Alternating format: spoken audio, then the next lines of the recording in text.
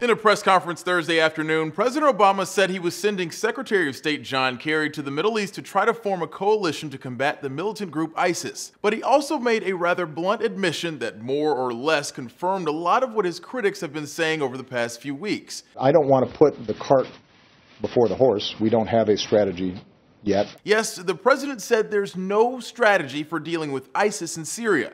Journalists, lawmakers, and pundits all jumped on the quote. That's astonishing. Today, I was appalled. I was appalled. But let's be very clear. ISIS heard all of this. Administration spokespeople quickly tried to backtrack, claiming there is a comprehensive strategy. The president has already begun implementing his strategy to defeat ISIL. And if we want to be charitable to the president, there does seem to be a plan, at least in Iraq, use the deteriorating situation to pressure the Iraqi government to get its act together.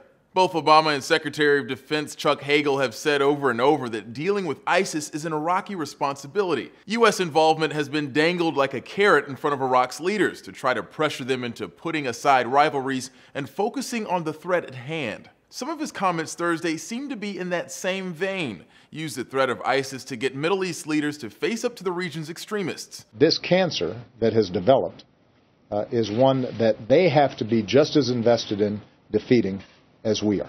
But even assuming that's the case, that Obama wants to expand his Iraq strategy to the whole region, let's remember, few people are happy with his Iraq strategy in the first place. House Speaker John Boehner called the decision to launch targeted airstrikes in Iraq parochial thinking and said, like many Americans, I'm dismayed by the ongoing absence of a strategy for countering the grave threat ISIS poses in the region. Columnists have called the strategy wishful thinking and said he is yet to articulate a detailed and systemic strategy for rolling back ISIS's gains in the region. And as more stories come out about ISIS, from the murder of American journalist James Foley, to the news that as many as 100 Americans might be fighting for the group, to the mass execution of 250 Syrian soldiers, it may increasingly look to the public that Obama just isn't doing enough. If we don't deal with this threat now thoroughly and convincingly, it's going to come home to roost. For Newsy, I'm Christian Bryant.